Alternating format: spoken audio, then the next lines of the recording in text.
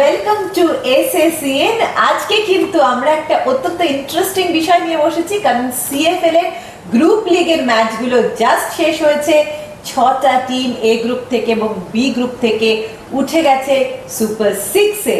কিন্তু যে group league আমরা ফেলে এলাম তা নিয়ে একটা গোটা সিনারিও আপনাদেরকে দেওয়ার চেষ্টা করব আমি, এবং আমার সঙ্গে প্যানেলে রয়েছেন the star former footballer of India Amit Bhadra এবং another star footballer of India Habibur Rahman. Welcome to our show. এবং জাস্ট গ্রুপ লিগের টুর্নামেন্ট শেষ হয়েছে সিএফএল এ, এবার সুপার 6 আসল লড়াই। আমরা একবার চট করে দেখে নেব গ্রুপ এ থেকে কোন তিনটে টিম উঠেছে সুপার 6-এ। এবার দেখব গ্রুপ বি থেকে কোন তিনটে টিম উঠেছে সুপার 6-এ। আমরা দেখলাম অমিত দা, গ্রুপ এ থেকে সুপার 6-এ আছে ইস্ট বেঙ্গল, সুরুচি সংঘ এবং কাস্টমস। এদের পয়েন্টগুলো আমরা একবার দেখে নিই। গ্রুপ এ তে ইস্ট বেঙ্গল রয়েছে 26-এ, লিড করছে। সুরুচি সংঘ রয়েছে 25-এ এবং কাস্টমস রয়েছে 25-এ। এবং গ্রুপ বি তে যারা যারা রয়েছে তার মধ্যে কিন্তু টপে রয়েছে ইউনাইটেড স্পোর্টস ক্লাব 27 পয়েন্ট নিয়ে, মানে এখন পুরো গ্রুপ টেবিলেরই লিডে রয়েছে। তার সঙ্গে ডায়মন্ড হারবার এফসি রয়েছে 25 পয়েন্টে এবং ইউনাইটেড কলকাতা রয়েছে 24 পয়েন্টে। সুপার 6-এ যে ম্যাচগুলো তোমরা গ্রুপ লিগে দেখলে হাবিবুর দা এবং অমিত দা, তাহলে তোমাদের কোন টিমের জন্য সম্ভাবনা সব থেকে বেশি বলে মনে করছো লিগ ক্রাউন জেতার ক্ষেত্রে? না, এখানে লিগটা হবে হচ্ছে লিগে যে আছে প্রত্যেকে 3টে করে ম্যাচের সুযোগ পাবে, এবং সেখানে যদি তাদের ধারাবাহিকতা হিসেবে দেখা যায় সুরুচিকে কিছুটা আগে রাখা যায় গ্রুপ এ থেকে। অবশ্যই গ্রুপ বি থেকে সুরুচি কোথায় গ্রুপ না গ্রুপ এতে আছে, সুরুচি গ্রুপ এতে আছে। এবং আমি ইস্টবেঙ্গলের কথা মাথায় রেখেই বলছি, কিন্তু সুরুচি একটু ভালো, তাদের ধারাবাহিক পারফরমেন্স ভালো আছে। ইস্টবেঙ্গল কীরকম টিম করে এটাকে কীভাবে নেয় তাদের মানসিকতার উপর ডিপেন্ড করছে। তারা যদি এটা খুব সিরিয়াসভাবে নেয়, East Bengal will be the another মানে স্ট্রং কন্টেন্ডার। আর ওই দিক থেকে ডায়মন্ড হারবার লেটে হলেও অনেকটা কভার করেছে, শেষের দিকে অনেকটা লাস্ট দুটো ম্যাচ বিশেষ করে তাদের কভার করেছে এবং ডায়মন্ড হারবার একটা ভালো জায়গায় এসছে। ইউনাইটেড একেবারে একদম মান করার টিম, খুব ভালো খেলেছে এবছর প্রতিটা ম্যাচ, এবং গ্রুপের টেবিলেও তারা টপ করছে, ম্যাচও ভালো খেলেছে খুব। ফলে একটা খুব ভালো লড়াই হবে। ফলে এখান থেকে এরকমভাবে বলে দেওয়া যায় না যে কে চ্যাম্পিয়ন হবে। 3টে করে ম্যাচ, ভুল ত্রুটি শোধরানোর খুব কম সময় পাওয়া যাবে। ফলে যারা এই মুহূর্তে যে জাস্ট এই প্রি সিজন বলবো না, জাস্ট প্রি লিগটা মানে হওয়ার আগে যারা ফিটনেসে একটুখানি এগিয়ে থাকবে তাদের অনেক অ্যাডভান্টেজ থাকবে, এবং সেখানে যাদের নিজস্ব মাঠ বা যত্ন নিজেদের প্লেয়াররা নিজেদের ওপর নিতে পারবে সেই টিম এগিয়ে থাকবে। গ্রুপ লিগের টুর্নামেন্টটা একটা সিএফএল এর মতন একটা বড় টুর্নামেন্ট, অনেক দিন ধরে খেলতে হচ্ছে। গ্রুপ লিগের ম্যাচগুলো জাস্ট শেষ হয়েছে। যা তুমি খেলা দেখেছো, তোমার বিচারে কাকে তুমি এগিয়ে রাখছো? কারণ ইস্ট বেঙ্গল যথেষ্ট সিরিয়াসলি খেলছে, ডায়মন্ড হারবার এফসিও ভালো খেলছে, কিন্তু শুরু থেকে কিন্তু কনফিডেন্স দেখাচ্ছে ইউনাইটেড কলকাতা এবং ইউনাইটেড এফসি, এবং তার সঙ্গে সুরুচি, কাস্টমসও একটা ধারাবাহিক পারফরমেন্স দিয়েছে। তো তোমার বিচারে কাদেরকে তুমি এগিয়ে রাখছো বা কাকে তুমি মনে করছো যে এবারে সিএফএল ক্রাউড পেতে পারে? দেখো, ফার্স্ট ফেজ যেটা হয়ে গেছে, এবার এটা সুপার 6-এ যে 6টা টিম উঠেছে, এই খেলার সঙ্গে কিন্তু এই খেলার কোনো মিল থাকবে না। এটা কিন্তু অনেকটা টাফ হবে এবং প্রত্যেকটা টিমের ক্ষেত্রে কিন্তু অনেকটা স্পেস পাবে। যাদের উইক পয়েন্ট ছিল সেগুলো কোচেরা ধরিয়ে দেবে, এবং এই টাইমে কিন্তু অনেক ইঞ্জুরিও রিকভার করে নেবে। কিছু প্লেয়ার আছে খেলতে খেলতে তারা কিছু ইঞ্জুরি আছে, সেই রিকভার করে নেবে। সো এই খেলাটা কিন্তু পুরো আবার ফুল পাওয়ার নিয়ে প্রত্যেকটা টিম নামবে। সুতরাং এই ক্ষেত্রে বলা যায় না যে কোন টিম এগিয়ে থাকবে, বাট আমি একটু হলেও বলবো ইস্টবেঙ্গল অনেকটা একটু হলেও এগিয়ে আছে, বিকজ ওদের অ্যাটাকিং ফোর্স খুব ভালো, এবং এই ফার্স্ট ফেজে কিন্তু 30টা গোল করেছে। অন্য অন্য টিমগুলো দেখবে 24টা 22টা গোল করেছে। সো অ্যাটাকিং ফোর্স ভালো, ওদের ক্রাউড অনেক সাপোর্ট আর হোম সাপোর্ট পাবে। সেই দিক থেকে দেখতে গেলে অন্য টিম কিন্তু অপোনেন্টের তাদের সেই ক্রাউড নেই, সেই সাপোর্টটা কিন্তু তারা পাবে না।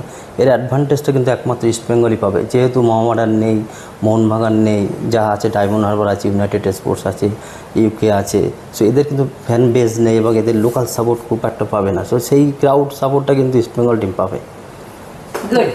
এবং সেই সঙ্গে আমি জিজ্ঞেস করব অমিতাকে, তবে তার আগে একবার দেখে নেব সুপার সিক্সে যে 6টা টিম রয়েছে তাদের জন্য কোন কোন কোচ রয়েছেন।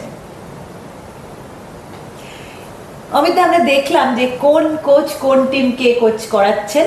তোমার বিচারে কোন কোচকে তুমি এগিয়ে রাখবে স্ট্র্যাটেজিতে, ম্যাচ রিডিং এ, বা তোমার কাকে মনে হয়েছে যে হারা ম্যাচ উনি বার করতে পারেন শুধুমাত্র স্ট্র্যাটেজি দিয়ে, ম্যাচ রিডিং দিয়ে? রাইট, এটা একটা খুব ভাইটাল, এটাই হচ্ছে অ্যাকচুয়ালি এই লিগের লড়াইটা কিন্তু ইউএসপি যদি বলো, এটা ইউএসপি বলো বা গেম চেঞ্জার হোয়াট এভার, এইটাই হবে। কারণ এখানে হচ্ছে খুব ভালো ভালো ডিসিশন নিতে হবে এবং এই যে একদম চেঞ্জের ব্যাপারটা আছে, রেড কার্ড ব্যাপারটা আছে, প্ল্যান বি থাকার দরকার আছে, এইগুলো যেখানে যেখানে ইমপ্লিমেন্ট যারা করতে পারবে। এতদিন জিতে গেছে ওভারঅল আমার থেকে পাওয়ারফুল টিম একটা খেলেছে, 6টা ওপেন হয়েছে, 2টো গোল করেছে। এখানে হয়তো 2টো ওপেন হবে, সেটার মধ্যে যে কনভার্ট করতে পারবে। এখন আসবে আসল লড়াই, যেখানে ফুটবল বোদ্ধার বা ফুটবল নলেজের দরকার আছে। সেখানে যে কোচ দেখাতে পারবে সেই রিয়েল কোচ হিসেবে মানে প্রতিষ্ঠিত হবে। এইখানে যদি সেদিক দিয়ে দেখা যায়, এখানে একটা কোচ আছে আমার খুব ভালো লাগে, বা তার রেজাল্ট বলে বিশ্বজিৎ দাস, বিশু আর কি, কাস্টমসের কোচ।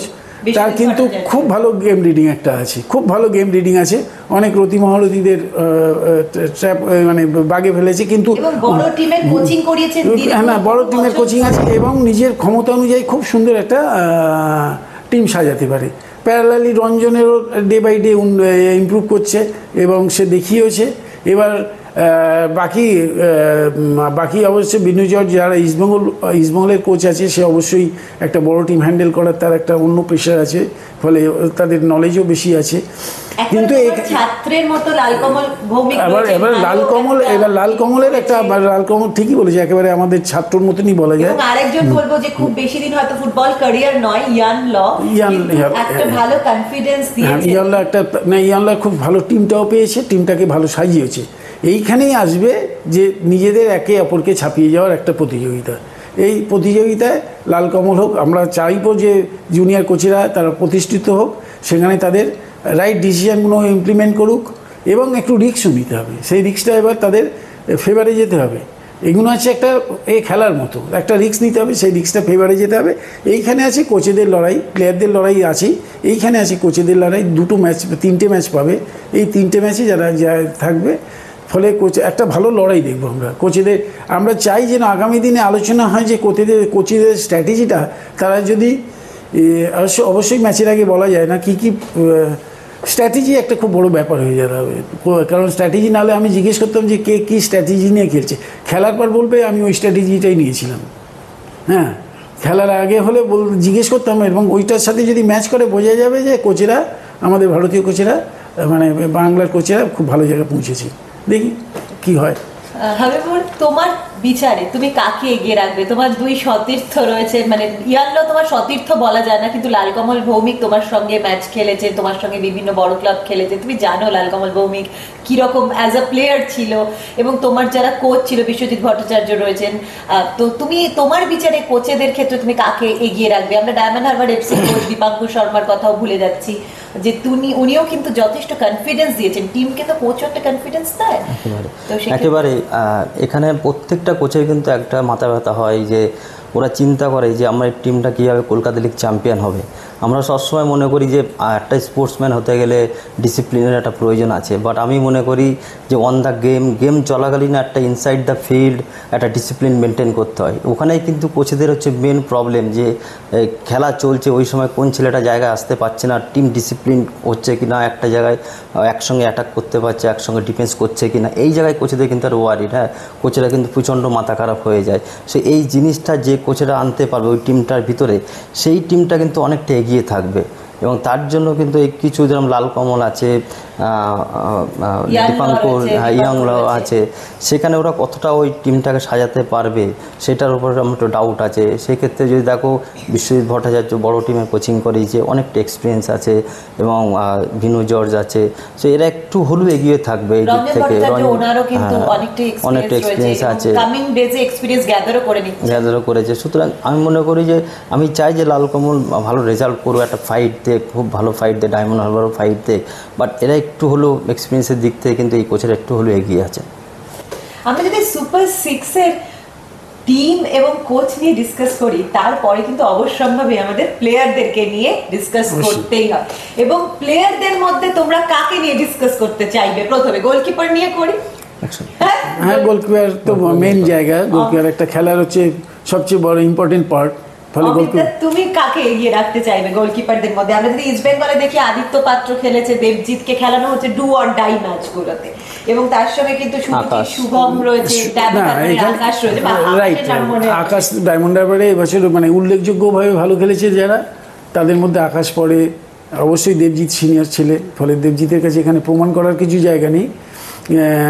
আমাদের আরো একটা ছেলে আছে, আমাদের গোলকিপার আছে অভিষেক, একটা গোলকিপার আছে, শুভম আছে। তুমি অভিলাষের কথা কি বলতে চাইবে? ইউকেএসসির জন্য অভিলাষ কিন্তু ভালো খেলছে। শুভম খুব ভালো গোলকিপিং করেছে। যে সুরুচি তো অনেকগুলো ম্যাচে আমরা মাস্ট সে, যেটা আনবিটেন ছিল অনেক দিন ধরে, সেটা কিন্তু শুভম না হলে হতো না, কারণ কন্টিনিউয়াস এতগুলো টাফ ম্যাচে কিন্তু সুরুচি কিন্তু একেবারে ক্লিন শিট রেখেছিল প্রথম দিকটা। আমি নিজেও সুরুচির সঙ্গে অনেকগুলো ম্যাচ মাঠে গিয়ে দেখেছি। আমি ওর সাথে একদম ফেস টু ফেস অনেকক্ষণ কথাও বলেছি। তো দেখলাম ওর মাথাটা খুব ঠান্ডা, এবং খুব ঠান্ডা মাথায় কিন্তু ও ম্যাচটা পরিচালনা করছে পিছন দিক থেকে। আর আমি মনে করবো যে ওর পেশেন্স, যে ওর ভালো পারফরমেন্সের পিছনে কিন্তু পেশেন্সই হচ্ছে মেন কি। হ্যাঁ, আমি চাই যে স্পোর্টস সবসময় বলে টুডে, ইয়েস্টারডে কী হয়েছে ওটা বলে না, টুডে কাল ক্যা হো গিয়া ও নেই। তো আজকে আমি সিরিয়াস আছে কি না এবং কতটা বেটার পারফরমেন্স করব, সেটা কিন্তু সিরিয়াসনেসের উপরেই হবে। অভিলাষ সম্পর্কে কি বলতে চাইবে হাবিবুর? কারণ অভিলাষ কিন্তু ইস্ট বেঙ্গল খেলেছে, এটিকে খেলেছে, তারপরে আইজলে খেলেছে, আইজলের লিগে, তো আইজল এফসির জন্য খেলেছে লিগে। তো কি বলতে চাইবে? অভিলাষও কিন্তু কন্টিনিউয়াস আমরা যেটা দেখছি যে ইউকেএসসির যে প্রথম দিকের দুর্দান্ত পারফরমেন্স এবং অনেকটা লিগের টপে রান করা, অনেক আগে কনফার্ম করে দেওয়া যে ওরা সুপার সিক্সে যাচ্ছে, সেখানে গোলকিপারের তো একটা রোল থাকেই অবশ্যই, goalkeeper as well as defender. মানে তখন বোঝা যাচ্ছে ইউকেএসসি, আমি যদি বলি দুটো গ্রুপের যদি ধারাবাহিকতা, সবচেয়ে ভালো ছিল আমি বলবো একটা সুরুচি একদিকে, ওইদিকে ইউকেএসসি।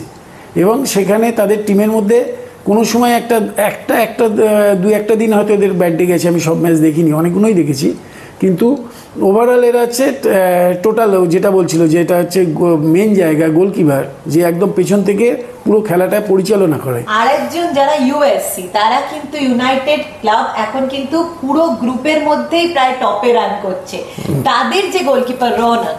দেখো, যে 6টা গোলকিপারের কথা তুমি বললে, অ্যাকচুয়ালি যে সুপার সিক্সে যে খেলাগুলো হবে, এটা কিন্তু হেড টু হেড ফাইট হবে, এবং এখানে কিন্তু এক্সপিরিয়েন্স একটু ম্যাটার করবে। সেক্ষেত্রে কিন্তু ইস্ট বেঙ্গলের দেবজিৎ যেমন খেলছে এবং অভিলাষ যেমন খেলছে, 100 বার ওদেরকে এগিয়ে রাখবো, কারণ হেড টু হেড ফাইটে সবসময় এক্সপিরিয়েন্স এবং ওই ওয়েটটা ক্যারি করতে পারবে কি না আদৌ, সেটা কিন্তু ম্যাটার করবে। একদম খুব ভালো পয়েন্টটাই ও বলেছে, কারণ এখানেই এবার আছে এক্সপিরিয়েন্স। আমি আগেই বলেছিলাম যে এখানে কোচেদের লড়াই যেমন হবে, প্লেয়ারদেরও লড়াই হবে, সেখানে আসবে তার মানে এক্সপিরিয়েন্সটা ভীষণভাবে কাজ দেবে, যে এখানে এইসব ম্যাচের নার্ভ নেওয়ার ব্যাপার আছে, এইসব ম্যাচ খেলার অভিজ্ঞতা আছে, যারা প্রচুর সংখ্যায় ম্যাচ অ্যাকচুয়ালি যে ফার্স্ট ফেজ যেটা হলো, তাদের কিন্তু কোনো একটা স্ট্রং টিমের এগেনস্টও খেলতে হচ্ছে, তারপরের দিনে দেখা যাচ্ছে একটা উইক টিম পড়েছে, সো এটাকে রিকভার করা যায়। কিন্তু সুপার সিক্সে কিন্তু অলমোস্ট সমান টিম, নিজে ইকুয়াল টিম, এবং আমার থেকে বেটার টিমকে, বেটার ম্যানকেও ফেস করতে হবে, একবারে হেড টু হেড ফাইট হবে। আমার যে মানে নিজের ক্ষমতা, তার থেকে হয়তো স্ট্রং ক্ষমতাকে আমাকে ফেস করতে হতে পারে। ফলে এটা একটা যাকে বলে টুর্নামেন্টে যে ধরনের লড়াই হয়, এটা টুর্নামেন্ট লাইক এটাই হবে, খুব নকআউট টুর্নামেন্ট স্টেজের এতে মেন্টালিটি নিয়ে খেলতে হবে। সবচেয়ে বড় ব্যাপার দেখতে হবে যে এই সুপার সিক্সে কিন্তু মাত্র 3টে করে খেলা পাবে, এবং 3টে খেলার ভিতরে যে কোনো টিমের ক্ষেত্রে ফার্স্ট ম্যাচটা হচ্ছে ভীষণ ভাইটাল। আমি ফার্স্ট ম্যাচ জিতে থাকে কোনো টিম, সে কিন্তু ম্যাক্সিমাম সে টপে যাওয়ার চান্সেস আছে তার। আমি দেখছি তোমাদের দুজনের কাছে কিন্তু দুটো কাগজ রয়েছে, যেমন আমার কাছে অনেকগুলো কাগজ রয়েছে, তো প্লেয়ারদের লিস্ট তোমাদের দুজনের কাছেই আছে। তোমার কাছে আমি জানি যে একটা স্ট্রং লিস্ট রয়েছে কাস্টমসের, কারণ তোমার বন্ধু না নট অনলি কাস্টমস আছে আমাদের, আমার গ্রুপে কাছে প্লেয়ার কে কি রয়েছে যারা তোমার, আমি বলছি রাইট, আমাদের যাতে সুরুচি সুরজিৎকে আমি একটু এগিয়ে রাখার কারণ ওখানে তন্ময় আছে। তন্ময় দীর্ঘদিন মোহামেডানে খুব একটা লিডিং রোল প্লে করেছিল। ওদের একটা ভালো স্টপার আছে, বসাক আছে, একটা উইং আছে, দেবজিৎ বসাক একটা উইং আছে ভালো। ও আলোচনা হলে এক্ষুনি শুভম ওদের একটা বললো যে একদম কুল, মানে গোলকিপারের যা যা গুণ থাকার দরকার সেটা শুভমের মধ্যে সবটাই আছে। সেই জন্যে ওদের আর তার উপর আছে ওরা একটা নিজস্ব মাঠ আছে ওদের, হ্যাঁ, লেকের মাঠে ওরা রেগুলার প্র্যাকটিস করে। একটা অভিজ্ঞ কোচ পেয়েছে ওরা, রঞ্জনকে পেয়েছে, এবং সে ভালো পারফর্ম করেছে। ওদের ট্রিটমেন্টও ভালো, টিমের ট্রিটমেন্টও ভালো, সব টিমেরই হয়তো ওই সুপার সিক্সের ট্রিটমেন্টও ভালো। আশা করি যে সুপার সিক্সে ওরা একটা ছাপ ফেলবে। এই গ্রুপে তুমি সুপার সিক্সে সুরুচিকেই এগিয়ে রাখছো, সুরুচিকে এগিয়ে রাখছি, ইজমলের কথা মাথায় রেখেও। গুড। তোমার কাস্টমসের লিস্টটা শুনে নি। কাস্টমস ফাইট তো দেবে, কাস্টমসে আছে বাতাস আছে, রাহুল আছে, রাহুল সোরেন, বাতাস মুর্মু আছে, এবং হ্যাঁ রুদ্র আছে, রুদ্র একটা স্টপার আছে, যেগুলো আর কি লাগবে স্টপার। হ্যাঁ হ্যাঁ, ওভারঅল ক্যাপ্টেন অমিত হচ্ছে দীর্ঘদিনের, ও হচ্ছে সবচেয়ে এক্সপিরিয়েন্স হবে এই সুপার সিক্সে যারা খেলছে। রাইট। এবার হচ্ছে আমি এগুলো বললাম, এবার ওখানে সব রকম মিশিয়ে টিম আছে। অমিত যদি বলা হয়, আমি বলবো সুপার সিক্সের সবচেয়ে অভিজ্ঞ প্লেয়ার অমিত। তারপরে আছে তুমি যদি বলো যে গ্ল্যামারাস প্লেয়ার আছে, ওখানে লড়াইয়ের করা প্লেয়ার আছে, আপকামিং প্লেয়ার আছে। সেই জন্যে এটা একটা খুব ভালো লিগ হতে চলছে, এবং এটার মান খুব উঁচু মানের খেলা হবে, মাঠটাও খুব ভালো থাকবে সেই সময়। আশা করি আমরা ভালো ম্যাচ দেখবো। এবং ইস্ট বেঙ্গল থেকে আমি তোমাকে জিজ্ঞেস করবো, তুমি বারবার বলো পিভি বিষ্ণু ওখানে অনেক ইম্পর্টেন্ট একটা রোল প্লে করে গেমটাকে সবসময় সচল রাখার জন্য। সায়ন কিন্তু একদম গোলের মধ্যে রয়েছে। ইস্ট বেঙ্গলে তুমি কাকে এগিয়ে রাখবে? পিভি বিষ্ণু রয়েছে ওখানে, সায়ন গোলের মধ্যে রয়েছে। একেবারে ইস্ট বেঙ্গল ক্লাবে যে পিভি বিষ্ণু খেলছে, ও হাফে বেসিক্যালি অনেকটা জায়গা জুড়ে খেলছে। এবং পাশাপাশি আমি এটাও বলবো, ইস্ট বেঙ্গল, মোহনবাগান বা মোহামেডান, এই টিমগুলোতে একটা ছেলের উপর কিন্তু বেস করে এরা অ্যাকচুয়ালি জেতে না, মানে টোটালি টিম গেম। বাট ইস্টবেঙ্গলের মতো টিমে কিন্তু এরা টিম স্পিড বলো, এবং প্রত্যেকটা প্লেয়ার ফিট থাকে, এবং তার ভিতরে পিভি বিষ্ণু কিন্তু একটু হলেও নজর কাটছে। বিকজ ওর যে এন্ডুরেন্স লেভেল, ওর যে খাটার ক্ষমতা, এটা কিন্তু অন্য প্লেয়ারদের চাইতে হলে একটু এগিয়ে আছে, যার জন্য এটা এফেক্ট পড়ছে, ফার্স্ট ফেজে পড়েছে। এবং আমি চাই যে ও সুপার সিক্সে কিন্তু এর চাইতে বেটার ফুটবল খেলুক এবং ইস্টবেঙ্গলকে এভাবে জেতাতেই থাকুক। এবং টপ স্কোরারের লিস্টে রয়েছে কিন্তু সায়ন ব্যানার্জি কন্টিনিউয়াস একটা গোলের মধ্যে রয়েছে। হ্যাঁ, অনেকগুলো প্লেয়ারই আছে, সায়ন তার ভিতরে ওয়ান অফ দেম, এবং তাতে জিতেন মুর্মু আছে, আর বিদ্যাসাগর সিং আছে, তো অনেকগুলো বাঙালি প্লেয়ার যারা কিন্তু গোল করছে। সবচেয়ে বড় ব্যাপার যে ফার্স্ট ফেজ তুমি দেখবে যে অনেকগুলো বাঙালি ছেলে প্রত্যেকটা টিমে প্রায় 30টা, তন্ময়, জিতেন মুর্মুরা কিন্তু সব প্রত্যেকটা টিম 30টা, 25টা, 26টা করে গোল করেছে। সেটাও একটা জমজমাট কলকাতা লিগ হচ্ছে। এবং অন্যান্য যে টিমগুলো রয়েছে তার মধ্যে ডায়মন্ড হারবারে কিন্তু কিমা যথেষ্ট ভালো পারফর্ম করছে। আমরা যদি ইউকেএসসির দেখি, তুমি জিতনের কথা অলরেডি বলেছো, দেবায়ন রয়েছে, এবং ইউএসসির তো রফিকের কথা বলতেই হবে। রফিক কিন্তু অলরেডি একটা গ্ল্যামার, এবং সাহিল হরিজন যে কিন্তু এখান থেকেই চলে গেল একেবারে সোজা ইন্ডিয়া টিমে। তো তুমি এই নামগুলো সম্পর্কে বা এই প্লেয়ারদের পারফরম্যান্স সম্পর্কে কি? ইউনাইটেড স্পোর্টসে যে সাকিল, ও যে আন্ডার 23 ইন্ডিয়াতে গেছে, এটা কিন্তু ইউনাইটেড স্পোর্টসের একটা অ্যাচিভমেন্ট। বিকজ একটা অ্যাকচুয়ালি যে ফুটবলই খেলুক না, দেশের জার্সি যদি গায়ে না উঠতে পারে ইনকমপ্লিট থেকেই যায়। সুতরাং এটা আমি বলবো যে ও ইন্ডিয়া টিমে গেছে, ওখানে খেলুক, এবং ওখান থেকে জাম্প করে সিনিয়র ইন্ডিয়া খেলুক, কন্টিনিউ খেলতে থাকুক।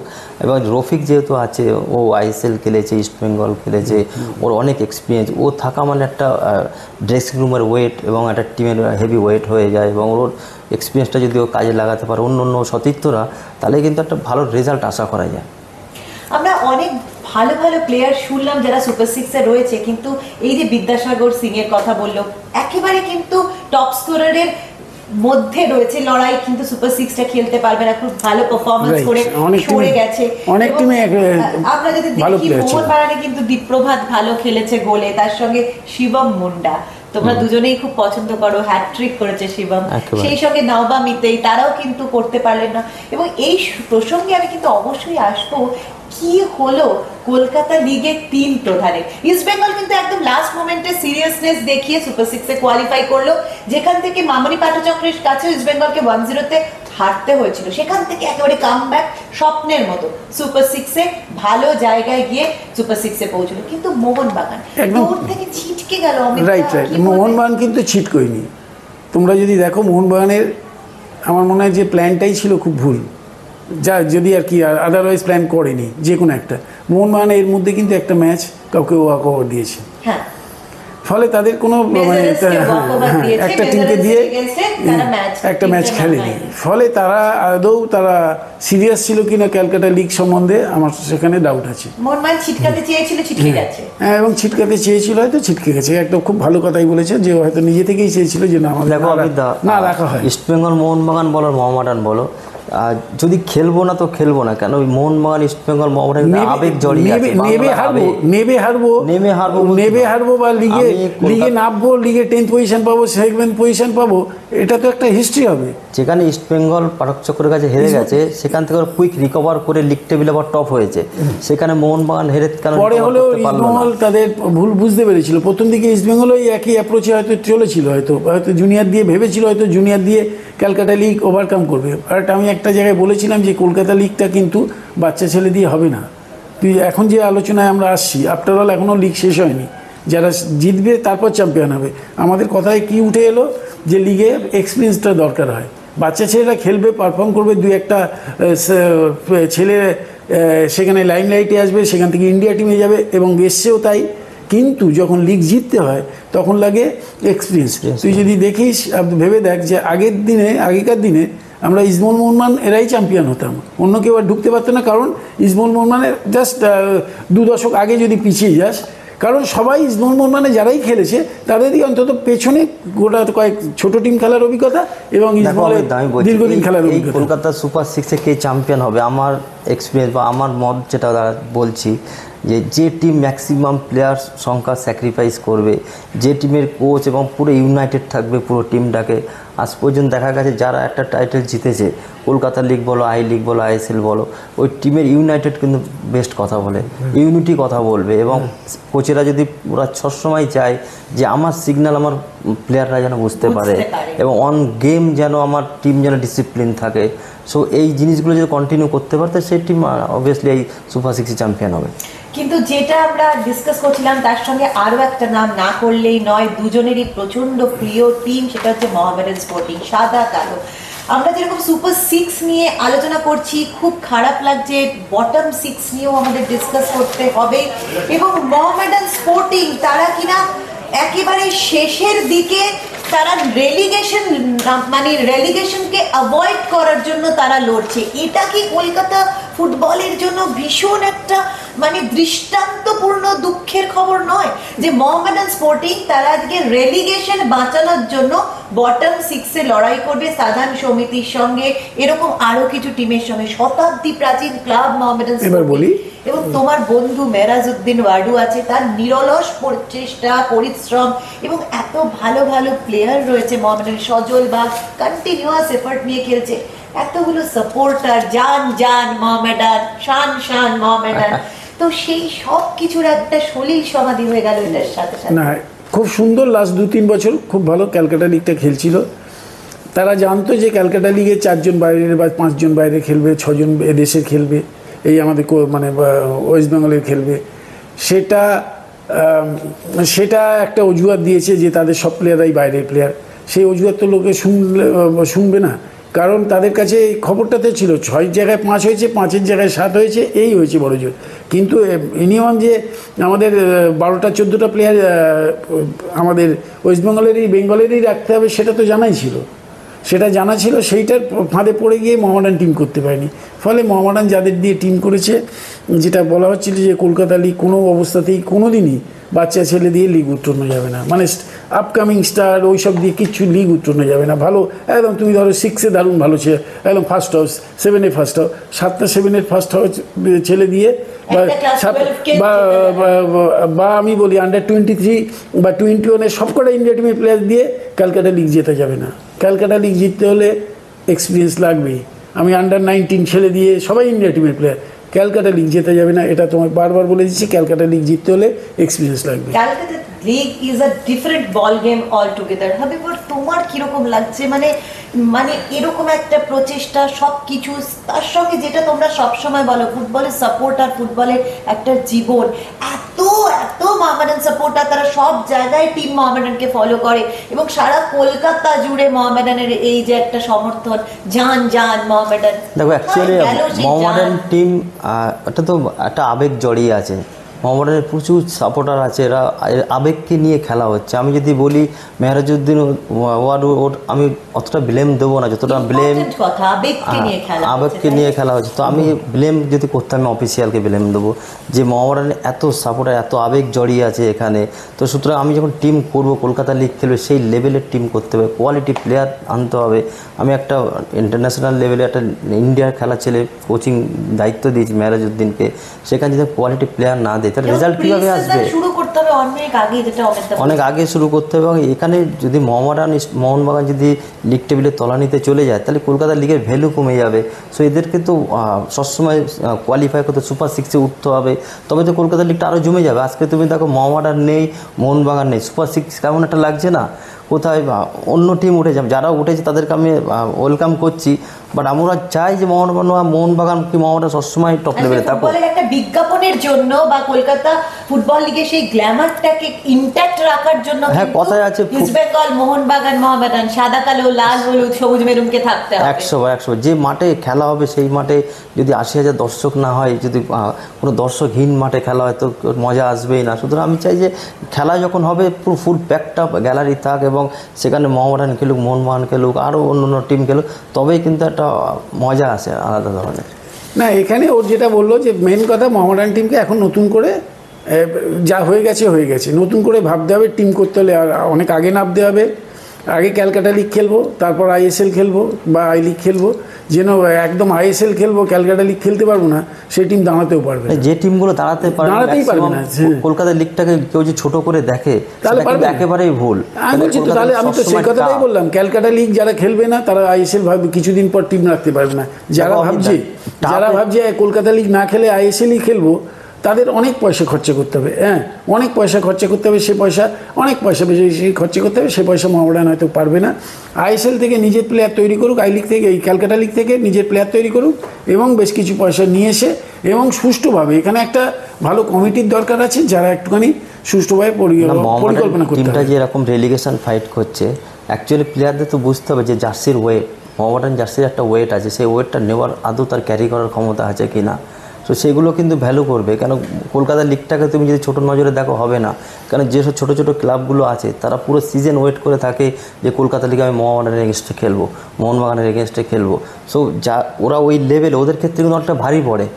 একটা জর্জের সাথে খেলা, জর্জের প্লেয়ারও বলবে কবে মোহামেডানের সাথে খেলা পড়বে, কবে মোহনবাগানের সাথে, প্রমাণ করার ওদের একটা তাগিদ থাকে।